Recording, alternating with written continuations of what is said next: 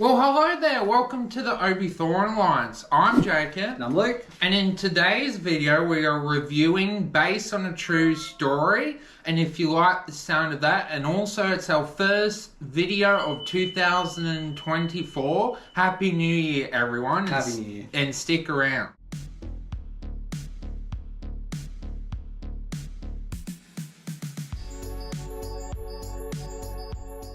So some background on this show. It is an American crime drama and it's created by Craig Rosenberg, who is known for The Boys and Gen V.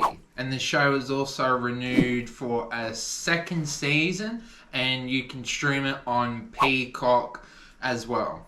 The first season has a runtime to 25 to 30 minutes. It has 8 episodes.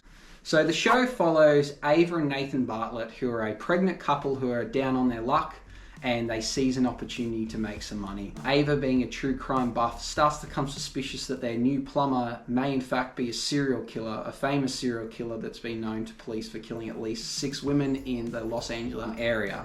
They see this as an opportunity and they blackmail him into making a podcast, a unique podcast where they are going to interview a serial killer, an active serial killer. So who is starring in this show? It has Kaley Cuoco from The Big Bang Theory, Chris Messina from The Mini Project, Tom Bateman from Da Vinci Demons.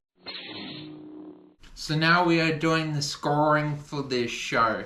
I'll go first. Yeah, so what did you give the plot, Jacob? I gave this a 7 for me. I really had fun with the show. It's a very entertaining show and engaging show. But for me, what let down the show for me is that the fact Carrie Coe is actually pregnant in real life in this show. So it very much hurt the direction where the writers wanted to go. Another thing that hurt it is the fake outs really made the plot suffer because it happened way too much, so that was a problem. But overall, it is a fun show and I think the plot is worth the time. I gave the plot the same score as 7. I thought very similar to Jacob. It was fun, it was good for what it was a bit different and unique for a true crime like comedy kind of series. It was a bit different, but yeah, the fake outs hurt it a little bit and wasn't too exciting. I actually had really high expectations. This Jacob talked it up before I saw it, and I think maybe that hurt a little bit in my head because I had it up here and it did well, but just didn't achieve where I thought it was going to be, so I gave it a 7.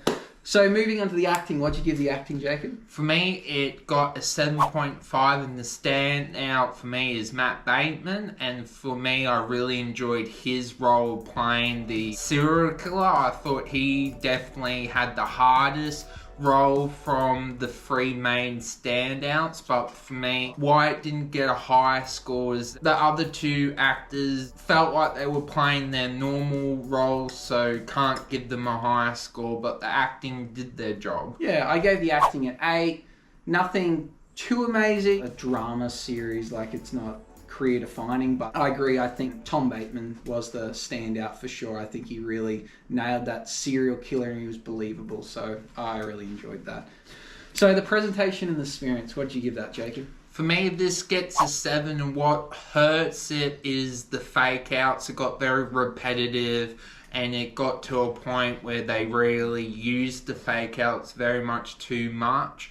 But I really enjoyed the runtime, very quick watch. It didn't hurt the experience with how much the episodes went for. I think 30 minutes for 8 episodes is a really good length. Doesn't drag out, really good length with how it goes, and really good experience. It was just the fake outs that got really repetitive in the storyline. They didn't really know where to go with that. So I gave it a 7 as well. Similar reasons. I really enjoyed the short length of episodes, and by the end of the series I was kind of left wanting more. Fake outs I think could have been completely wiped from the show. I think 1 or 2 of them was okay, but then they kind of got silly towards the end, so it did hurt it a little bit. It was never going to do great with experience as it wasn't full of CGI or fights or anything that was going to blow you away. It was a crime drama series. It was what it was. But I think at the end, I enjoyed it. I'm looking forward to the next season. So what did you give the ending, Jacob? For me, this gets a 7. It ends on a cliffhanger, so it does want you to watch season 2, but how it got there, it is unbelievable. But I am looking forward to season 2, and the ending does enough that I will be watching it, but it could have definitely ended in a more explosive way that I'm more anticipating it, but it did its job. So I gave the ending an 8.5. This is probably where we differ the most. As much as I thought throughout the show there was a lot of plot conveniences and things we thought, you know what, these are going to get caught, I actually liked the way it ended with not to give away a spoiler, a certain character dies, and then it kind of leaves it on an interesting cliffhanger with what the next season's going to have. And the fact I didn't realise I was on the last episode, it kind of hit me. I was like, oh, there's no more to come? Oh, and I like that I finish it going, I want more. Where quite often I watch shows and I'm kind of waiting for them to end and fizzle out. This didn't really have any dead or boring spots, so I did quite like the ending. So what about the originality? For me, this gets an 8, and this is our 3rd podcast show. The other ones are Truth Be Told and Only Murders in the Building. And I gotta be honest, I like this one the best when it comes to originality. But why it doesn't get higher is out of all of them, this is probably the most unbelievable one with how the story goes. But that's how it is. But I do like how the concept is that the story podcast goes for, and I definitely like this aspect of the show with the originality. I gave the originality a 9, I think. As Jacob said, we've had a few podcast shows, 3 that we've watched, there's probably more out there, that they've found a way to do something different again. It's not, let's find the murderer. It's, we know who the murderer is. The murderer is going to be part of the podcast. They're kind of helping the murderer. How are they going to get away with this? And I thought it's different because usually it's them doing the hunting, but this time they're the hunted. So I think it found a way to be original in a space that's pretty clogged up. Plus it kind of takes a joke on a lot of the other podcasts out there. We get to see these other fictional podcasts that are podcast con or a crime con, and they're quite, stereotypical and laughable of what you'd imagine these podcast people are like. So it managed to find something original in a saturated market. So what do you give the appeal, Jacob? For me, this gets a 7, and I think it definitely does appeal to people that like podcasts, but unfortunately that people that don't, I think some people would go, oh, this is ridiculous, very unrealistic compared to Truth Be Told and Only Murders in the Building. But I do think it's a very fun experience that it would appeal to very much a lot of people. So I gave it a 6.5. I just think the average watcher probably won't be sold on it just because there's quite a few shows in this space. I think as well, when you have an iconic actor or actress that's known for playing a role, when they step into something else, the average person goes, oh, I can't imagine them being someone else. And I think her role as Penny might hurt people from being interested in seeing that.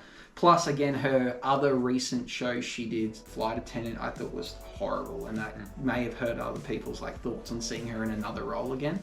So the appeal, I gave it a 6.5. What about the recommendability? This also gets a 7. I agree with Luke. It's hard to recommend it to people that don't like podcast shows, but I do think it's a very fun experience that I would definitely think it's worth watching. It is a fun experience, but it's a very unrealistic one. And if you like shows, there should be an episode when they should look for a phone, but that's not in there. There's things that should happen, but unfortunately they don't. But it's a fun experience, and that's sometimes all you need in a show. So I gave a 6.5 for its recommendability. I think there's a lot of conveniences and plot holes in it that, unless you're a fan of the genre, you're going to look at this and go, well, that wouldn't happen. That could have been better. And you're just going to pick it apart. So I think watch it with an open mind and to enjoy it for what it is. So I think it's hard to recommend to a lot of people, but I think those that give it a watch will probably like it. Even though it sounds like I've been a bit negative on this show, I actually really do like it. It's just not as good as I thought it could have been. So moving on to our last category, rewatchability. What did you give it, Jake? This gets a very quick watch. It's very entertaining. It moves quick. It does a lot of things well in this category. But for me, I don't think it would attract a lot of people, because a lot of people wouldn't go, like what Luke said, it is quite unrealistic. So it is a fast watch, but not everyone would appeal to it with the bingeability factor. So I gave it an 8.5 for rewatchability because, very similar, Jacob, short episodes, not too many in the series.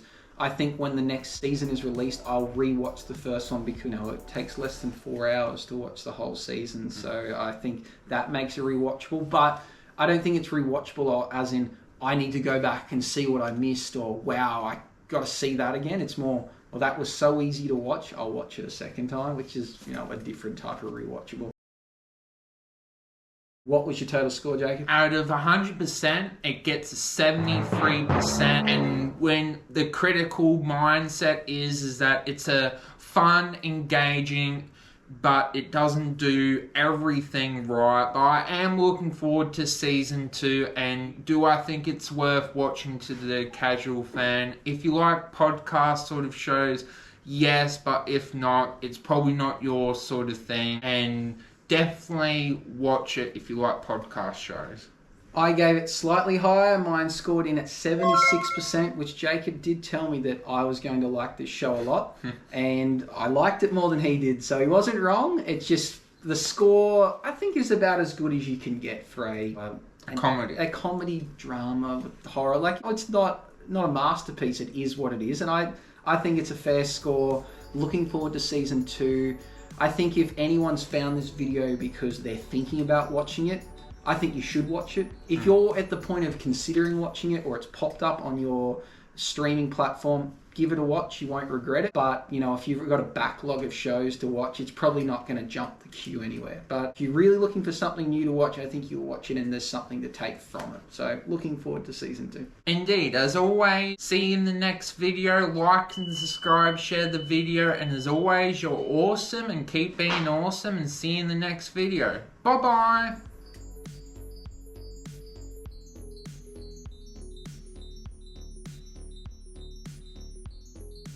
Craig Davidson.